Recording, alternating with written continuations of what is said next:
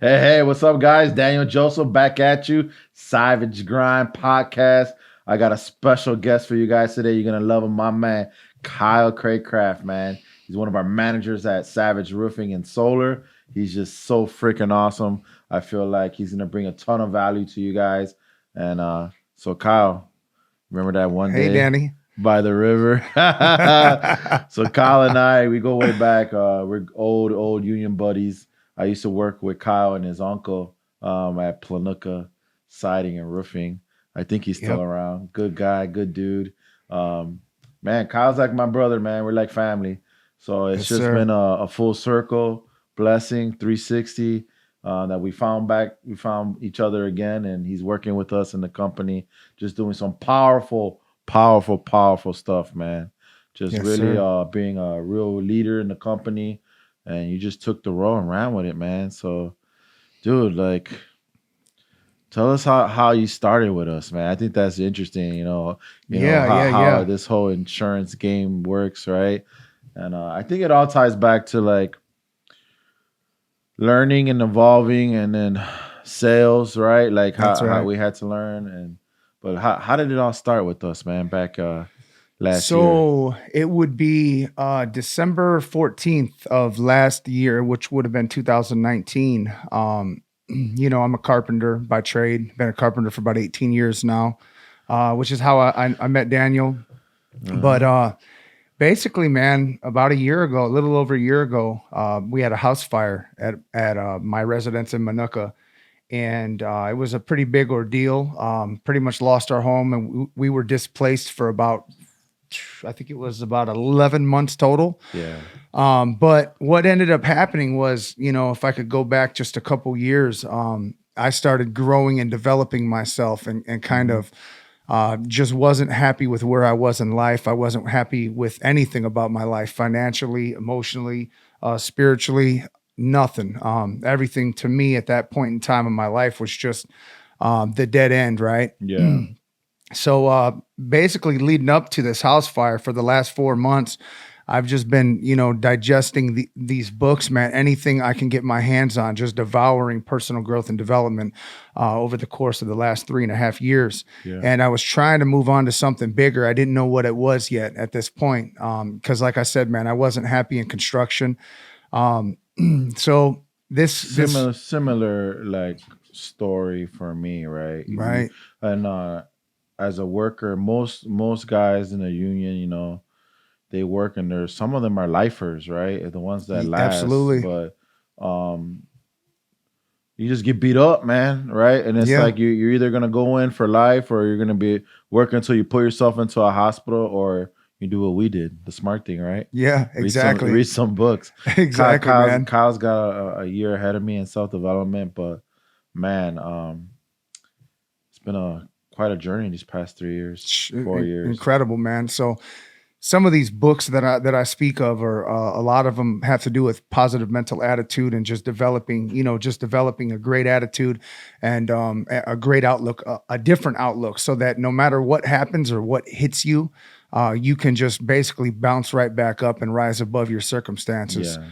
Like the fire, right? So that was something that can really put people under, man, really like that can really take someone's moral self-esteem. Like they start blaming themselves, and just the loss, that devastation as a fire brings. Like, how did you overcome that, man? Like what was it, man? So it was there was a moment when I came back to the house and I spotted firefighters on my roof. My wife and I were actually out Christmas shopping, and we left our kids at home alone. My boy at the time was 13, and he was babysitting. Shout out to the Manuka Fire Department. Absolutely, man. Those guys were awesome. Wow, what a great job they did. Yeah. So basically, I pulled up to the house, and I started to panic. And that point in time, when I'm looking up at the roof of my house, and I'm watching firefighters cut a hole through the roof.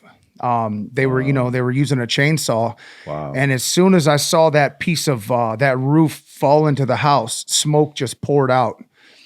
And it was just one split second where I said, I told myself, I started to, there was this feeling, this like euphoria I want to say almost like a victim mindset, Yeah. an old victim mindset that just for one split second wanted to creep back up. And as soon as I recognized it, I switched that thought and I told myself, I said, Kyle, look at those firefighters up there on the roof risking their lives. I said, you have Wow. nothing to complain about. You're going to remain grateful. You're going to remain optimistic and positive, and you're not going to complain, man. Wow. Yeah. That's just tremendous. So After that, I get a phone call. yeah. Couple months later. Let's talk about that. Super cool. Yeah.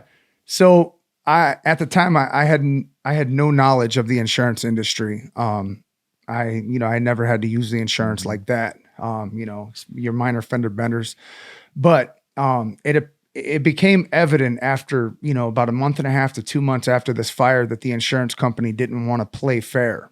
Mhm. So when I started to realize that is when I kind of started to get a little resentful and angry.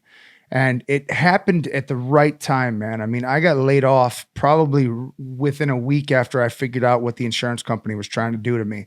Wow. And as soon as I got laid off, I had made a choice, and something in my mind told me to call you.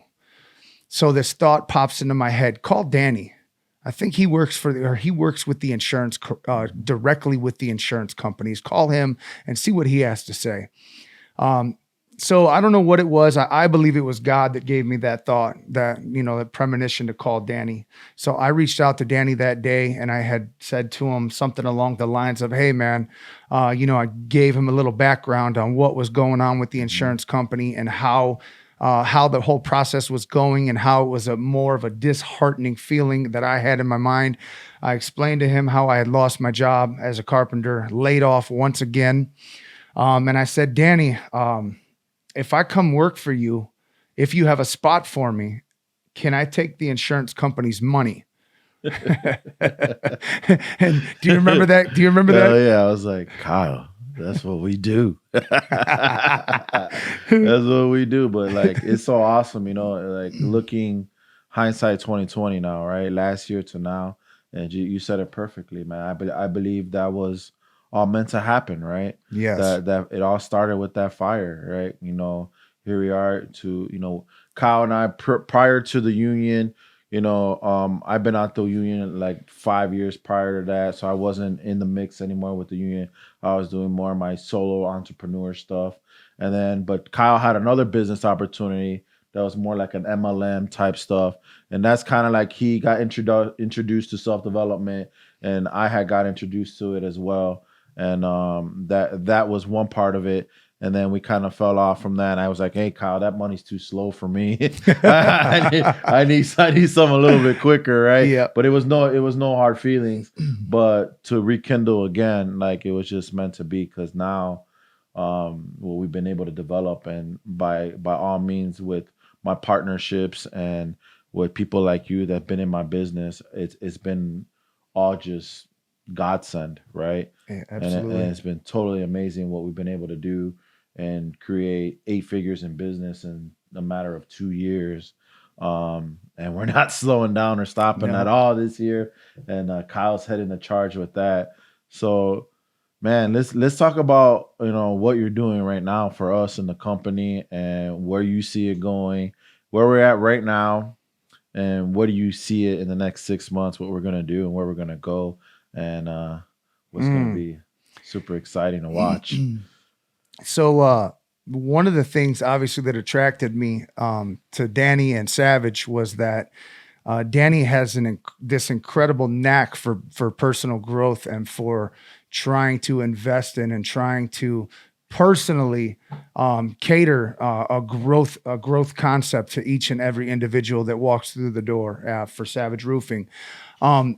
so we've kind of piggybacked off that and growing the business and hiring new hires and just every aspect that Daniel and Diego that they have to offer for this business to try to get it off the ground and grow it to the vision that they have for this thing is just incredible detail. And sometimes I honestly, Danny, I can't wrap my mind around the vision that you have, man, for this company. And that's what's the most exciting thing for me to be a part and why, just being a part of this whole thing is just blows my mind. But the vision that I have as, I kind of look at myself as a mentor to some of these young kids that walk through the door. Right. Most of them don't have the personal growth and development background. Right. They don't have the mentorship background, and just instilling that into them, the importance that we place on that, the mindset that we give them, and how important it is that if you want to get to the next level and if you want to live the life that you can live so that you can pour out to the people that you touch in your life. Right. It's so critical to have that personal growth and development as a weapon in your arsenal. And that's kind of what we're doing. Yeah. I could say that, I have a vision with you to help, to continue to help mold these salesmen. But after this seminar that we had just attended a seminar in Utah this past week, and I always looked at myself as a professional and wanting to get to the next level. But as I go out there and see these guys, Sam Taggart and Parker from D to D, oh my goodness, what incredible professionals these guys are. Shout out to D2D experts. Absolutely. Bunch of killers, right? Gosh. Yes. They just give me the idea of what's coming. It kind of blew me away in the regard that, wow, I'm a lot further from where I thought I was. Yeah, and it puts it all into perspective too, you can be the big wig in a small pond, right? But when you get outside into the real world and you see like, man, there's guys slanging twice as much as you, and they're doing it twice as faster than you, and it really puts it in perspective. We really have a lot more to learn, and that's what I love about going to conferences and self-development. Like, even with COVID, right? We don't care. We're trying to find people that are like-minded people to get around that also want that thirst and that hunger to grow. And we found our tribe, D2D experts, amazing group of people, and they're making us stretch our vision, right? And stretch our knowledge, and we're humbling ourselves because we know we don't know it all, right? We have so much more to learn. And what I love about that, and what I love to preach on, is like getting out your comfort zone, right? Because here in Illinois, here in Chicago, here where we're at, that's our little nest. That's where we're used to being. And when you get out into others' environments, you just learn what they know, and then you bring that knowledge back home, and you're like, wow. Yep. And you just compound on top of that, right? So I feel for me, it's an everyday journey, man. Like I'm every day trying to self-develop and learn, and it's something that I'm gonna continue the rest of my life, and I'm always gonna be preaching it and trying to help people get to where they need to be and how we can help, man. It's of service, right? So where do you think we're gonna go, man, in the next 6 months? Oh my gosh, you talking business or are you talking everything, man? Let's start with personal, right? I know for us, in order for me personally to take the company where I needed to be, I have to just have immense focus and immense intention on me getting better.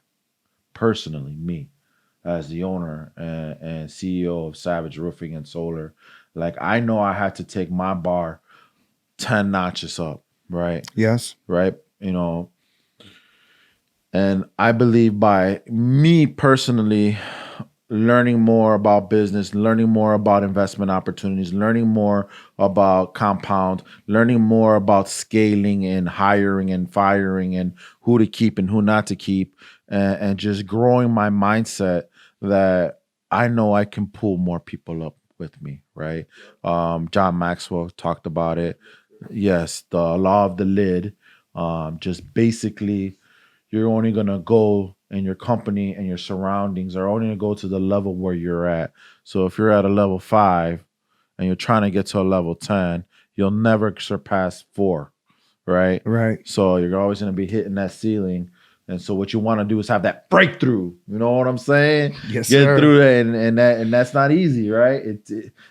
Because the devil knows, right? Like he Yes. knows you're trying. So Yep. he's trying to throw all your little vices at you and your temptations at you. And you have to fight it, man. And I think what's cool for us as our faith, and it helps us get stronger, and we feed off of that. Yep. And we use that as a foundation in our business.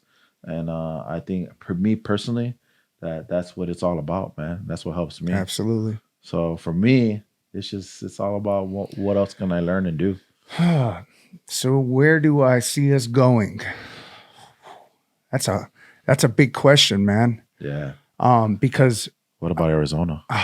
yeah, I could definitely see us landing in Arizona, Florida? and leading that charge. I would love to Florida? lead that charge. I still tell everybody, Florida? Florida too. Yeah, we could do Florida. Atlanta? Check it out, man. Yes, sir. This is just like the beginning, bro. Like I decided just man, bro, just last week. I like, bro, by June, Yeah. we're gonna be in another market, a third market. Okay. I decided that last week. By June. By June, Okay. we're gonna be in a third market. What are you thinking? Yeah, man. I love Florida. Florida. I love Florida. So that's my first instinct, but we'll see. Okay. We'll see, man. But like I need more leaders and more managers. Absolutely. See, I speak on it daily, right? Who are my managers? Who are my managers? Who's next in line to level up? I need you to do this. How can we do this? How can we help you get there? And what do you think, man? What do you think we need to do? You tell me. I think like what you just said, man, the law of the lid is just you keep on grinding and raising yourself up another level.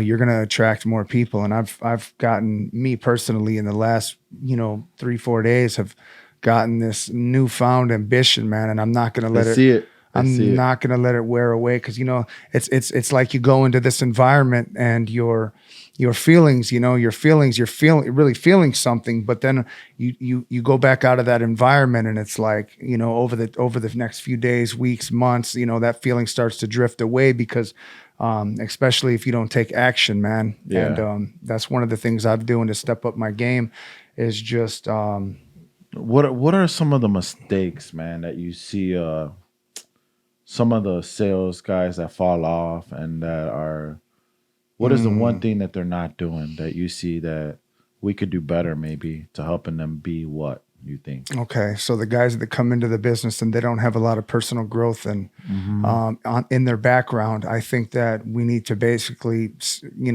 almost as if you have somebody attached to their hip, like they have to stay in the game that way. Because if they get in their own little head, they're stepping into a whole nother arena that they've never been in. Right. So in order to not let them get in their own head, you got to maintain their positivity and their good attitude. And that's by maintaining a close communication with these guys. Yeah. And I think the main thing is the consistency.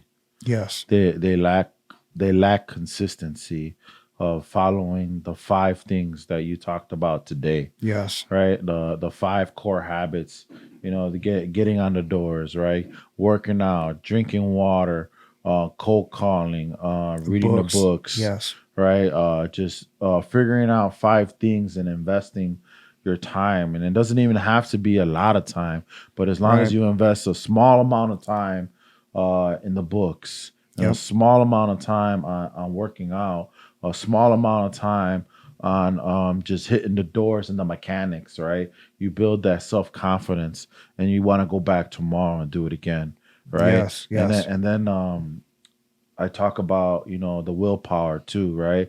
Not blowing through your whole arsenal or battery of willpower, right? Like I was talking about the one book that I started reading this week, which is a read that Sam Taggart is doing on the Inner Circle book club. And it talks about, you have this battery that's called willpower, and it is like a superpower for everybody, and everybody has it, but we're not superhuman. We all have a limit to it, right? So there is an amount that will deplete. Yep. So it's a matter of, gauging yourself through the day and getting the most important things that you need done in the beginning of the day, and Mm. not letting that deplete through your stress and your complicated objections that you might fall through, and but ends up happening by the end of the day, if you have gone through all your willpower, that you just end up giving into your vices, right? And Yep. that's when the devil just sees you the weakest, I believe, and that's when you just fall off. So it's just a matter of us, I think, growing more managers, more supervisors, more directors to help them stay consistent on their habits, Yep. right? Because discipline is like one part of it, but I believe you need discipline to create the habit. Like, you don't have to be a drill sergeant in your life every single day, right? Because that's like overkill. Yes. Like, I gotta work out 1 hour a day. I gotta drink 2 gallons of water. Like, you don't have to be a drill sergeant in your life. But I think if you're just disciplined enough to create a habit long enough, Hmm. keep yourself disciplined where you have a habit that starts to be formed. Most people think it's 21 days or 30 days, Yeah. but I'm gonna go on the limb and say it's more like 2 months, right? If you can I consistently agree. do something for 2 months, that now it becomes something residual that just you do on automatic, right? Automatic. And that's what we want to create, and that's what we're trying to do. And I think that, man, maybe boot camp should be longer. What do you think? Like, we have 30-day boot camp. Um, Maybe we don't pay them for 30 days, but an extra 60 day. But like, we got to figure out how to have more retention I for. think one of the big things that we can do as a company is going, like we did that trip to Utah, and kind of, you make them pay their way. They got to find a way to get there, and Yeah. obviously, you take care of the lodging and the food and the drinks, and you take real good care of these guys. Mhm. But just getting them in that environment in a regular basis, like me as a manager and me as a person that places a high value on personal growth and development, I'm thinking of possibly going there every 2 months for sure. Yeah. Maybe every 1 month just for a weekend. I mean, it's Yeah. it's really good, man. It's good So stuff. I believe that's where we have to take it to. Just get them out of their comfort zone more often, maybe once a month, Yeah. and seeing who, and just incentivizing those, and then maybe just finding those ones that might be drifting a little bit and pulling them back in and be like, Right. hey, check it out. We got a trip that you need to go on, and you're coming no matter what, right? Yeah. Yeah. And those that we see potential in. I think that's a great idea. Yeah, absolutely.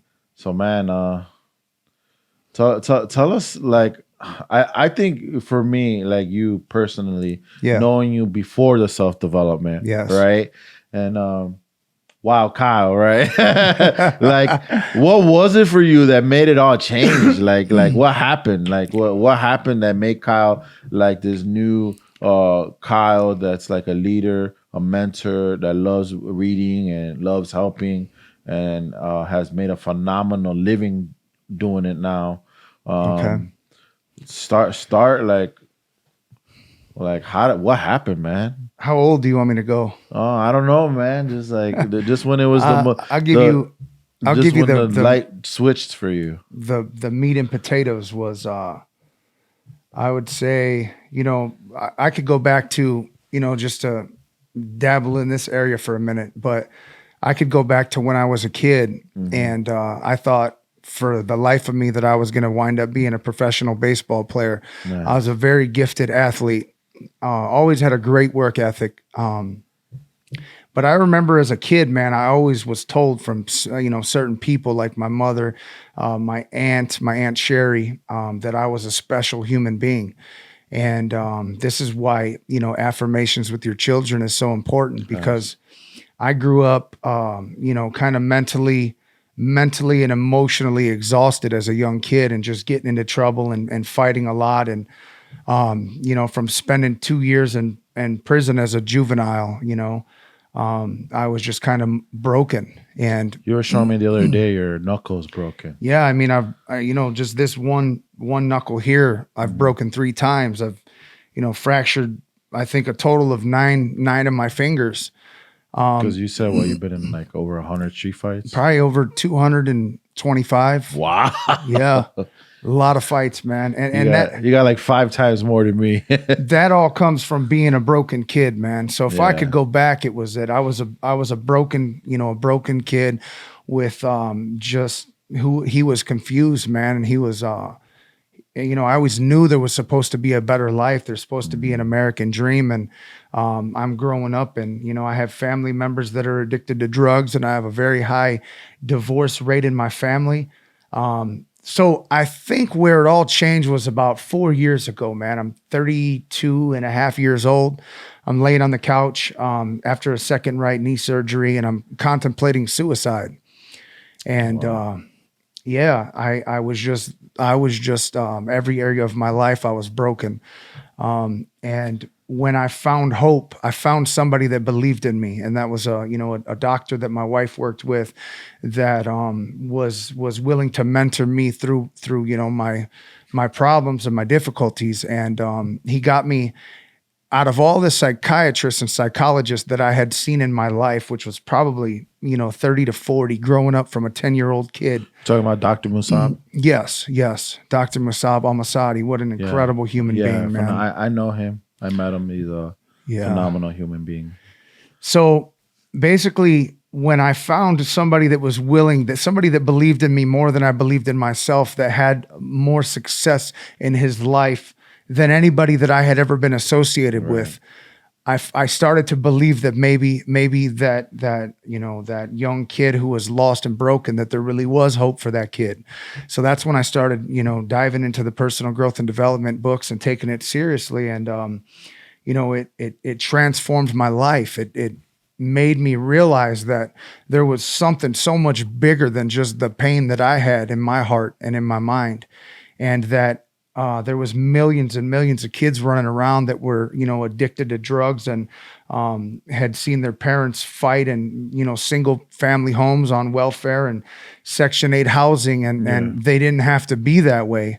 The one main reason that they became that or were born into that was because their parents didn't have hope. And if you can find a way to manifest that into your life, you can do anything, man.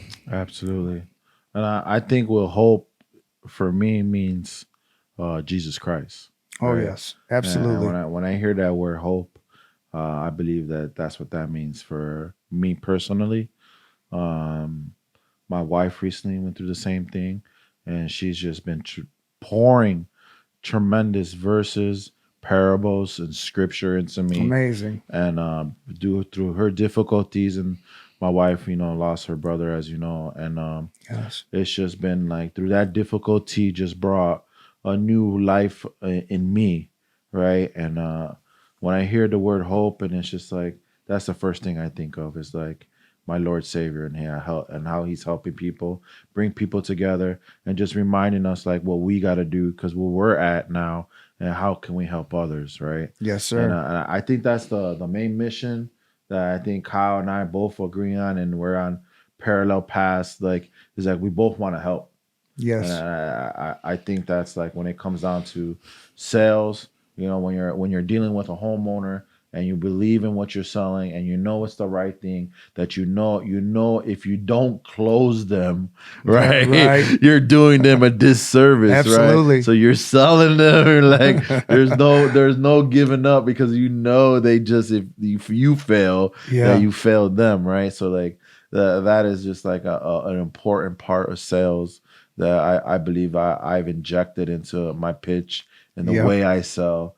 And it's like, I want to teach it, I want to teach it, and I want to scream it at the top of a mountain. Like, dude, you don't got to be broke. Who cares about COVID? What the hell is that? Like, where did it come from? Like, where did that, like, China and how, like, dude, like, I refuse, right? Right. I rebuke it, right? I just want success for people. Yes. And it's just captured fear and like fear in everybody's eyes and hearts. And like, dude, we gotta help people, man, more than ever. Right. More than ever. And that's what we're doing. And I think that's why. Yeah. That's why I think we're gonna just kill it, bro. Like, because we just have that heart to just help, and we know it's just all lies, man. And we're good. We're gonna help. Yeah.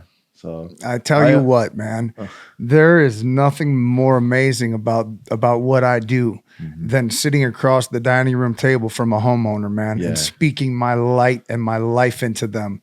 There's nothing more rewarding, dude, than like, that's why I'm so grateful that I found this. And I've been being told my whole life that I was a natural salesman. I'm like, what are you talking about? I don't even like people, until I started to like myself, man. Right, same thing for me. Like, do you scare me, dog? Like, and now like, people is like, oh, Daddy's so awesome. He's a nice guy. But they know me like 10 years ago. Hell no.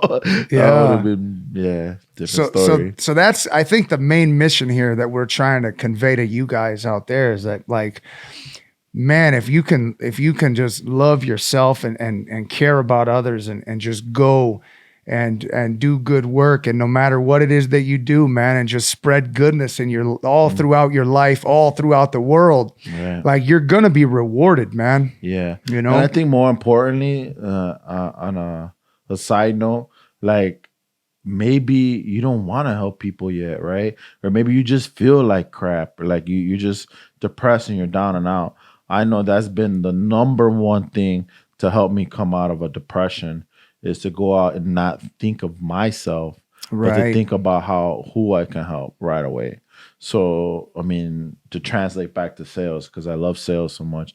Like, let me open up my call log and see who the heck I can call and help. I don't know who, but let me just look. And you know what I end up, I have as a habit now sometimes? If I want, I'll scroll all the way to the bottom of my call log, like, who is from like 3-4 months ago, right? And I'll start from there and be like, who can I talk to from here, the really bottom, right? Because those are people that are 3-4 months out, 5 months. I don't know how long you haven't cleared your phone out, but usually it's a couple months, right? And I find myself doing that sometimes if I feel kind of in a rut. I'm like, let me go to the bottom and see who I could talk to, because I know I've already talked to the top people, right? So I think that's a cool little nugget people can use to try to help them get out of their own self, man, because you got to be selfless in this industry. So sometimes it's funny that you mention that, but sometimes when I get in my own head, because that still comes back to me, that's a condition that I manifested throughout my life, just a habit of thinking. And that's why changing your thinking is so powerful and so important. But when I do get in my own head, the first thought that comes to my mind is to call someone, just to call them and check in on them. And even if you haven't spoken to them in 2 months or 6 months, just reach out to somebody, man, because when you do that, you take the focus off yourself and you put it on others. And it goes back to the same thing when talking about, donating your time and doing good deeds. And that's why it feels so good, is because you're helping others and you're taking the negative attention that you're placing in your own mind and you're projecting positive onto other people. And it's very powerful, guys. And I challenge you to do that. Take that challenge up, and just, if you're getting in your own head, just reach out and call someone and ask them how they're doing. Yeah. So here's something I want to do. You see up here, we got my book, From Average to Savage. There it is. This is my story. I'll tell you what, guys. The first 50 people that reach out to me, you can find me on all platforms, savage.grind. I'll hook you up with a free copy. Just hit me up, send me a message. Hopefully you can get some value out of our book. This is my story, where I started and where we're at, and where we're going. So if I could be of any value, any help, reach out to me. First 50 people, I'll give you a copy. I want to thank you, Kyle, man, coming on with me today. It's been a pleasure. I get to work with this man every day. And I tell you what, we're going to get you on a stage, bro. We're gonna do and rock it out, man. Yes, sir. Has some pump out a whole bunch of nuggets and value and just blow people's minds. So stay tuned. Thank you, guys. Thank you for joining us. I want to thank everybody for coming on and spending this time with us. This is my man Kyle Craycraft from Savage Roofing. He's one of our managers. Thank you for coming on. And like I always say, guys, don't be average. Go be savage today. Love y'all.